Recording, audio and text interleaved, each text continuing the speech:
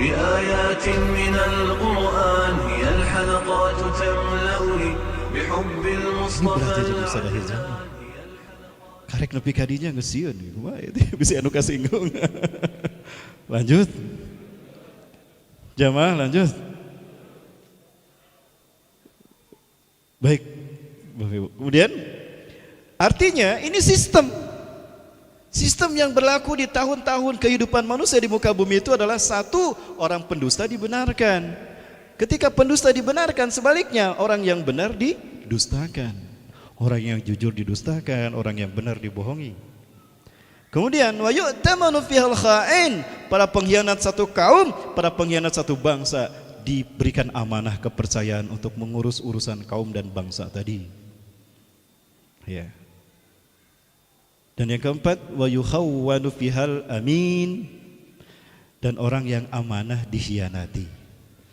Artinya tidak ada tempat dan ruang serta waktu masa bagi orang yang amanah, kompeten, ahli, profesional untuk memimpin, karena sistemnya tidak menjamin. Kurang apa bangsa Indonesia?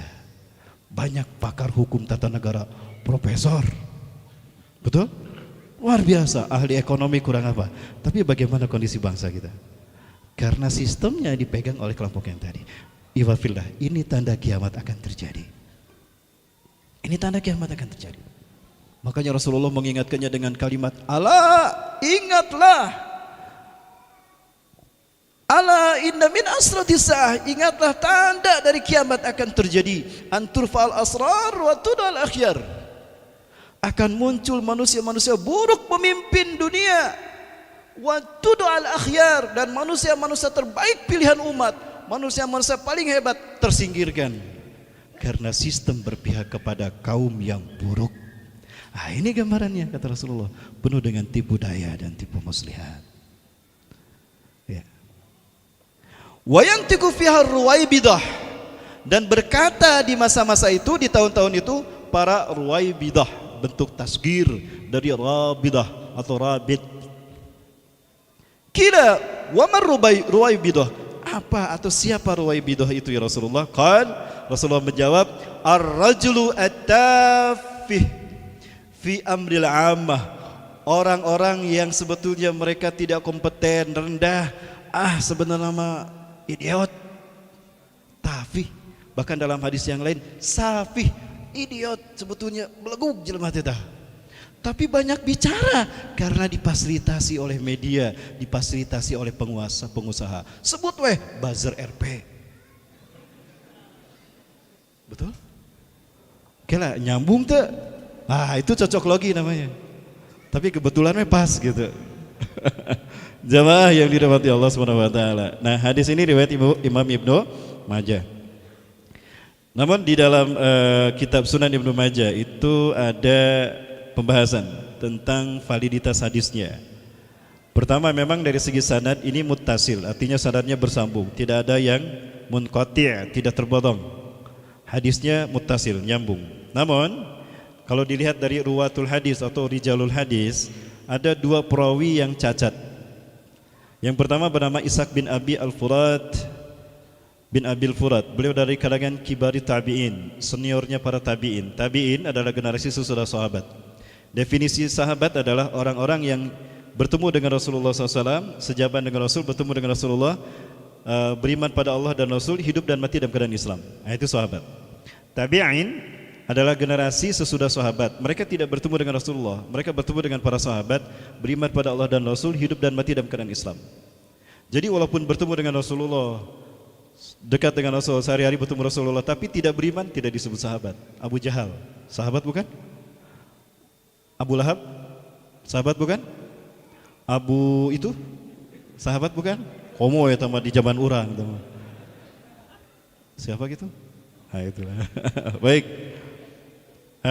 Dia termasuk seniornya tabi'in.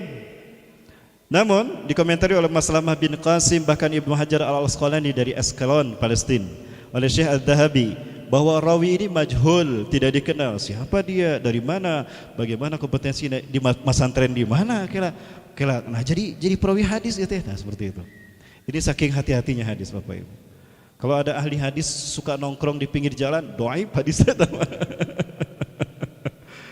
Aya perawi hadis nyawa HP wae dhaif teh para itu. Ya, maka saking terjaganya hadis ini. Kemudian yang kedua, Abdul Malik bin Qudamah bin Ibrahim. Beliau ada generasi tabi'ut tabi'in.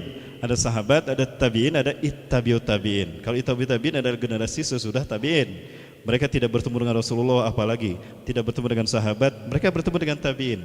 Beriman pada Allah dan Rasul, hidup dan mati dalam keadaan Islam. Itu tabi'ut tabi'in. Nah, beliau ini dikomentari oleh Abu Hatim, dhaiful hadis, lemah hadisnya. Dari sisi apa lemahnya? Wallahu a'lam bishawab. Bisa dari mungkin hafalannya kurang, ya, terganggu, atau tadi cacat perilakunya. Ya, seperti itulah. Wallahu a'lam bishawab. Begitu pula oleh An-Nasa'i mengomentari hadis ini, mengomentari laisa bil qawi, dia tidak kuat. Ya, lemah, dhaif. Imam Adz-Dzahabi dan Ibnu Hajar Asqalani menilainya dhaif pula, lemah. Kesimpulan, hadis ini dhaif, lemah. Tapi lihat dulu Bapak Ibu sekalian, ada manhaj, ada thariqah dalam melakukan istinbatul hadis. Apa thariqahnya? Thariqatul jam'i, kumpulkan hadis-hadis yang berbicara tentang tema ini. Urutkan dari paling dekat sampai paling jauh.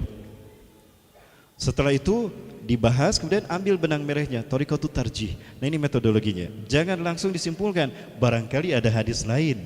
Nah, ada hadis lain ternyata. Riwayat Imam Ahmad. Imam Ahmad ternyata di dalam kitab Musnadnya itu meriwayatkan dalam 2 jalur. Ada dari jalur Abi Hurairah di dalam Musnad Abi Hurairah, ada dari jalur Anas bin Malik dari dalam Musnad Anas bin Malik. Nah, di dalam Musnad Abi Hurairah yang diriwayatkan Imam Ahmad ini, Rasulullah SAW bersabda juga sama.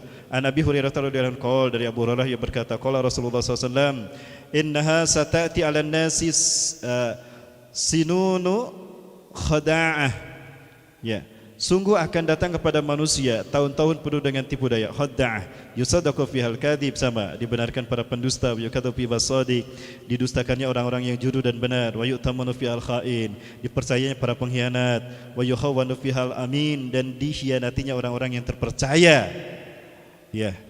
Bahkan sudah dibunuh, difitnah lagi. Nah, kayak gitu persis. Kenapa kan? Ya, itu contoh gitu. Sudah dibunuh, di fitnah gitu. Nah, itulah bentuknya, contohnya biar jelas. Wayang tu fihal Ruwaibidah, dan berkata, berucap, berkomentar, loba ngomong ta si Ruwaibidah. Kila wa Ruwaibidah qala as-safih, orang yang bodoh, punten, idiot, tolol. Lebih dari jahlun, lebih parah dari jahlun. Nanti ketinggali. Nah, difasilitasi oleh, nah itulah, saya nggak ngomong, itulah difasilitasi. Makanya jadi terkenal, padahal mah idiot, safih, beleguk, itulah. As-safih yatakallamu fi amril ammah, berkomentar tentang urusan negara, berkomentar tentang urusan umat, tentang apapun ekonomi, apapun dikomentari. Nah, menang duit. Betul? Sudah terjadi belum? Berarti betul. Rasulullah tidak berdosa dan kita berada di zaman yang terburuk. Maka tidak salah kalau Rasulullah SAW mengatakan, la ya'ti 'ala nasi zamanun illa ba'dahu asyru minhu, tidak akan datang pada manusia tahun, masa, melainkan sesudahnya lebih buruk dari sebelumnya. Ya, jadi jangan harap tahun-tahun depan lebih baik, tidak, lebih buruk. Orang-orangnya, sistemnya lebih buruk. Lalu kemana orang-orang baik? Jika orang-orang baik bertahan, itulah orang yang luar biasa iman Islamnya. Ibu, Bapak Ibu dan Subhanahu wa taala. Nah, hadis ini pun ternyata lemah karena di dalamnya ada riwayat 2 orang tadi. Hadis ini lemah, dikatakan dhaif pula. Namun ada hadis dalam jalur Anas bin Malik radhiyallahu an, ya. Ternyata hadis ini sahih, kuat. Yang kedua tadi walaupun ada yang mendhaifkan, Imam Syekh Al-Albani, pakar hadis yang terakhir, itu beliau mensahihkan hadis yang kedua tadi, hadis yang sebelumnya. Yang ini oleh Syekh Al-Albani disahihkan, ada di dalam di sini disebutkan. Namun ada hadis yang ketiga dan ini sahih. Sahihnya hadis ini mengangkat derajat dhaif hadis yang pertama dan yang kedua, sehingga dari dhaif menjadi hasan. Li ghairihi, hasan karena hadis yang sahih yang lain. Seperti apa? An Anas bin Malik, dari Anas bin Malik. Nah, Anas bin Malik adalah sahabat Rasulullah SAW yang paling terakhir hidup Sahabat yang paling hidup terakhir satu, Anas bin Malik, umurnya panjang 125 tahun. Katanya anaknya banyak 125 orang. Dalam satu riwayat anaknya 125 orang. Yang semuanya jadi ulama. Salah satunya Imam Malik Al-Maliki, Imam Maliki. Itu anaknya Anas bin Malik. Dan lucunya Imam Anas punya ayah namanya Malik, punya anak namanya Malik. Jadi kalau hur Malik kehendak Malik. Itu sahabat Anas bin Malik. Ya, Bu, anaknya katanya 125 orang. Kalau anaknya 125 orang, ayo istrinya berapa?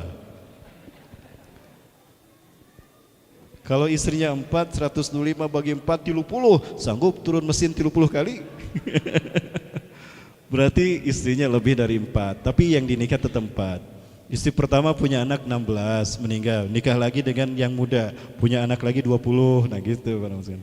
Jadi anaknya banyak. Ya, subhanallah. Nah, Anas bin Malik meriwayatkan, qala Rasulullah SAW, bersabda Rasulullah SAW, menariknya, inna amamad dajjal. Nah, Rasulullah kaitkan bahwa munculnya tahun-tahun penuh tipu daya, munculnya orang-orang yang benar didustakan, para pendusta dibenarkan, munculnya buzzer RP, itu bukti dekatnya kemunculan dajjal. Subhanallah. Maka Rasulullah katakan, inna amamad dajjal, sesungguhnya di depan kemunculan dajjal. Artinya sebelum Dajjal muncul, di depannya tuh ciri Dajjal akan muncul situasi seperti ini. Ya. Sinina khadda'ah, tahun-tahun penuh dengan tipu daya. Yukadzabu fiha shadiq, didustakan orang yang jujur, wa yusaddaqu fihal kadhib, dibenarkan para pendusta, wa yukhawwanu fihal amin, dan dikhianatinya orang-orang yang terpercaya, wa yu'tamanu fihal kha'in, dan dipercayanya orang-orang yang berkhianat, wa yatakallamu fiha ar-ruwaibidah, sama seperti itu. Cuma di sini disifatkan ar-ruwaibidah adalah al-fuwaisiku yatakallamu fi amril ammah. Orang fasik, oh fasik ternyata. Kelihatannya lurus kan, dia bengkok. Kemarin berkomentar tentang gampang kalau pengen dapat donasi dari pakai kemeja, tring, ya, kayak gitu kan. Ngomongnya gitu ya. Berkomentar tentang ACT. Betul? Padahal ACT bersih kan? Nah, itu tadi. Kenapa asetnya dipermasalahkan? Menurut saya karena asetnya banyak. Lumayan, jangan nambahan bayar hutang. Jamaah, apa saya salah ngomong? Ya. Lanjut jamaah. Aman. Baik. Bapak Ibu yang dirahmati Subhanahu wa taala. Nah, inilah gambaran hadis bahwa akan datangnya masa-masa seperti itu, dan luar biasa. Yang menarik adalah Rasulullah sabdakan betapa dekat kemunculan kita dengan Dajjal. Buktinya tahun-tahun yang seperti ini terjadi pada zaman kita. Maka saya pesimis, sehebat apapun Anies Baswedan itu bisa naik menjadi presiden, karena sistemnya tidak mendukung untuk beliau menjadi presiden, betul? Kecuali sistemnya beda, sistemnya fair, jujur, betul? Sistem di mana ketika perhitungan 1 ditambah 1, 2 bukan 11. Betul? Kenapa? Iya, kalau sistemnya jujur seperti 1 tambah 1 sama dengan 2, nah, mungkin kemungkinan Anies Baswedan bisa naik. Tapi sekali lagi, sistemnya ini tidak memungkinkan untuk orang-orang yang kompeten, yang hebat, profesional untuk memimpin. Betapapun penghargaannya banyak. Ya, ini formula yang berarti Allah Subhanahu wa taala. Tadi saya baca di situs Fuwa Islam, ada tag yang bagus tuh. Mohon maaf, boleh saya tampilkan? Tapi mohon maaf ya, ini bukan saya, ini, dan yang bicara pun bukan saya, yang bicara beliau, bukan saya. Di situs Fuwa Islam digambarkan seperti ini. Hoax terbaik adalah hoax versi penguasa. Betul. Apa yang tidak bisa dilakukan oleh penguasa? Betul? Yang saya tidak mengerti adalah harga minyak dunia sedang turun, kok bisa harga naik BBM di Indonesia? Kan keur turun atau kesempatan keur nyaran eta tadi hutang loba. Ini Bapak Ibu yang dirahmati Allah Subhanahu wa taala, apa yang tidak mereka miliki untuk berdusta? Banyak. Ya, mereka bisa bikin data senak. Mereka, saya pegang big data, betul? Saya pegang big data, ditanya, kemudian saya punya intelijen, mereka punya intelijen, betul. Sekarang pun ada yang hadir mungkin. Karena kerjaannya itu kan, ada editor, ada panggung, ada media. berikutnya lu tambah sendiri deh kan. Nah Bapak Ibu yang dirahmati Allah Subhanahu wa taala, inilah yang terjadi. Semua ini bermula dari indahnya dunia. Karena cintanya manusia kepada dunia, manusia menghalalkan segala cara. Maka tidak salah sekali lagi, dunia itu menipu. Ya, dunia itu menipu. Makanya benar kata Rasulullah SAW, maha benar Allah yang telah mengutus Rasulullah SAW. Ad-dunya hulwatun hadilah. Dunia itu adalah manisan yang indah, segar, manis, menggiurkan. Wallahu mustahlifukum fiha, tapi Allah menjadikan kamu khalifah di dalamnya. Allah menjadikan kamu pemimpin di dunia yang penuh dengan tipu daya, yang manis, menggiurkan, indah di mata syahwat. Kalau bukan karena syahwat, apa dorongannya? Pasti kan setiap kejahatan ada syahwat di baliknya, betul? Ada syahwat di baliknya. Maka tidak salah ketika para ulama memberikan bahwa syahwat itu biangnya maksiat. Ya. Sumbernya maksiat. Inna masdarul ma'asi asyahwatu. Sesungguhnya sumber dari segala macam bentuk maksiat, perbuatan dosa adalah syahwat. Nah, syahwat adalah perhiasan yang membuat indah dunia. Maka memandang dunia jangan dengan syahwat, tapi dengan iman dan Islam.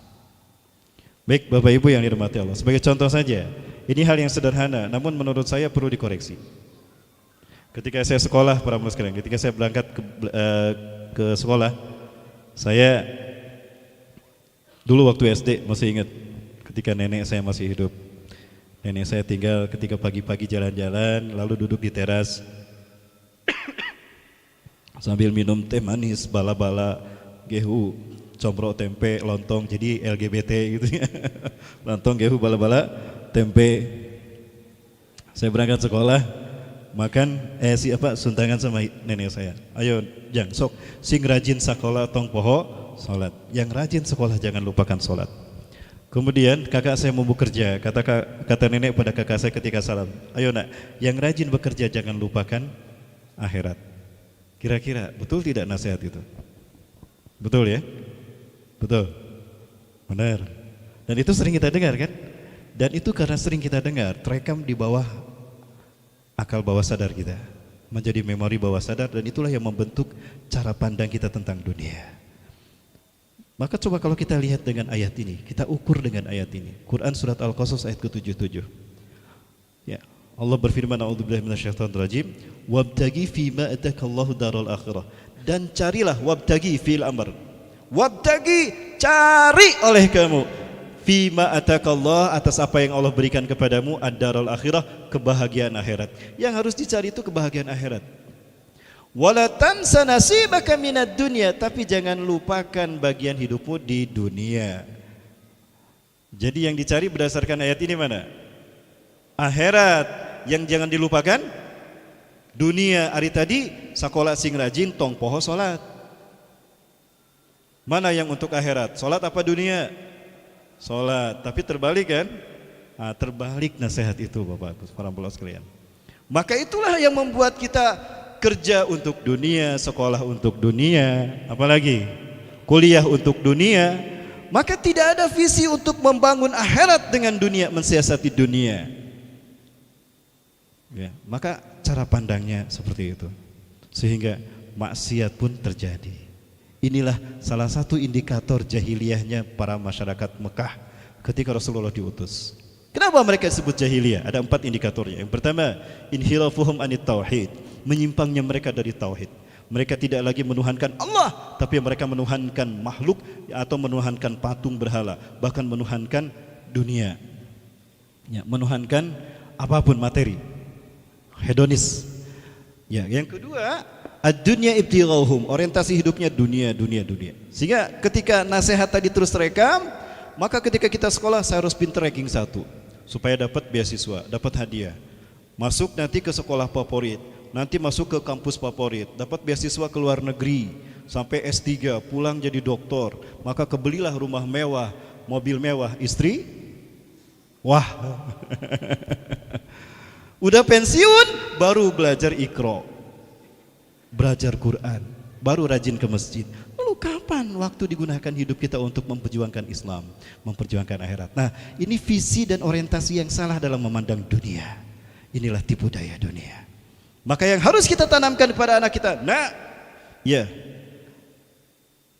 sholat yang rajin, tapi jangan lupa sekolah pun kamu harus berprestasi. Tinggal mengutak-atik kata kan, tapi itu yang akan membentuk cara pandang anak kita. Ketika anak kita mencari dunia untuk akhirat, bukan mencari akhirat untuk dunia, sehingga tidak mencari dunia dengan amalan akhirat, tapi mencari akhirat dengan amalan dunia. Jadi hati-hati ibu, bunda, jangan salah menasihati anak kita. Nah, cari akhiratmu nak, ya, tapi jangan lupa sekolahmu gunakan untuk meraih akhiratmu. Maka harus pintar di sekolah biar akhiratmu hebat nak. Kenapa kita harus menuntut ilmu dunia? Untuk meningkatkan kualitas akhirat kita. Maka kita harus belajar ilmu dunia. Karena untuk meraih kebahagiaan akhirat harus mensiasati dunia. Maka untuk mensiasati dunia harus dengan ilmu. Makanya kita sekolah, kita kuliah. Ya. Baik, para Allah yang berkata subhanahu wa ta'ala, ya. Nah, jadi cara pandang inilah yang harus kita luruskan. Kemudian sebetulnya dunia tidak jauh dari ini kan? Betul. Mau yang ini apa yang ini?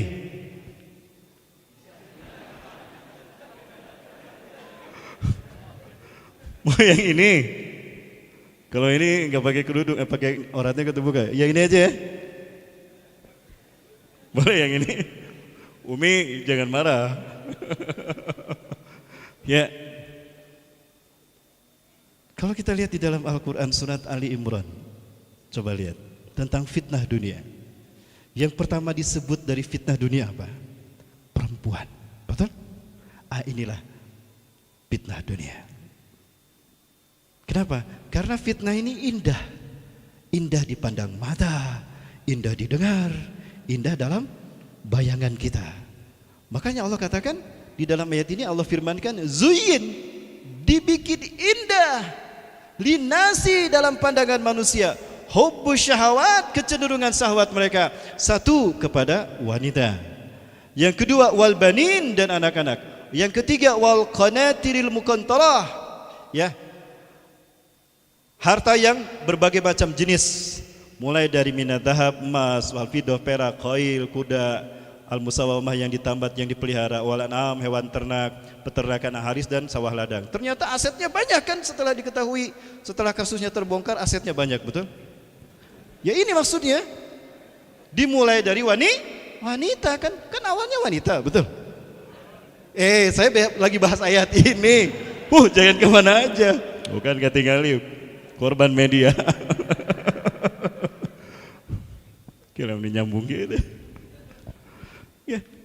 Yang pertama disebut wanita, yang lain itu muncul setelah fitnah kaum wanita. Makanya tadi kata Rasulullah SAW, ad-dunya hulwatun hadirah, dunia ini perhiasan yang indah, manis. Topelah. Wallahu mustahlifukum fiha, Allah menjadikan kamu pemimpin, bertugas untuk memanage dunia. Tapi fattaqud dunya, hati-hatilah terhadap dunia, wattaqun nisa, dan waspadalah terhadap wanita. Untuk dunia hati-hati, terhadap wanita waspada.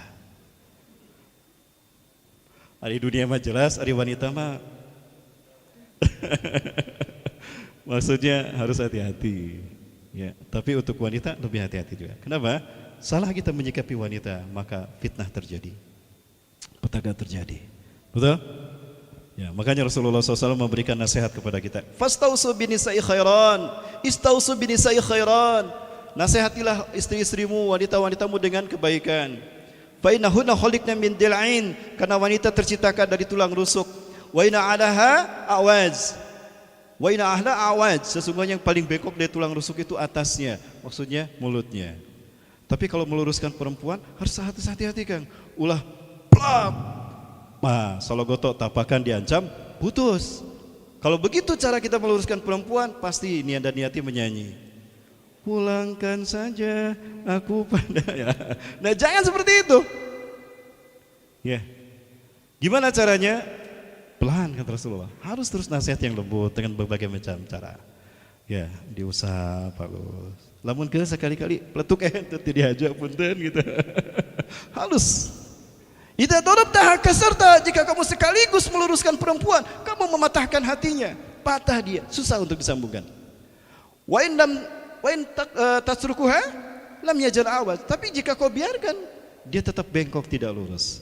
Nah, maka Bapak Ibu rahmati Allah Subhanahu wa taala, dahsyatnya fitnah jika kita salah menyikapi istri dan anak perempuan kita atau kaum wanita, itu akan menimbulkan fitnah. Kenapa? Karena wanita itu adalah perhiasan yang mahal. Betul? Dan ketika kehilangan perhiasan yang mahal ini, ruginya besar. Begitulah nilai wanita. Sangat mulia di hadapan manusia. Namun jika kita salah memuliakannya, maka kita akan kehilangan kemuliaan kaum wanita. Ya, bagaimana cara memuliakan wanita? Hijabi dengan syariat Islam. Betul? Hijabi dengan syariat Islam. Ada sesuatu yang Alhamdulillah.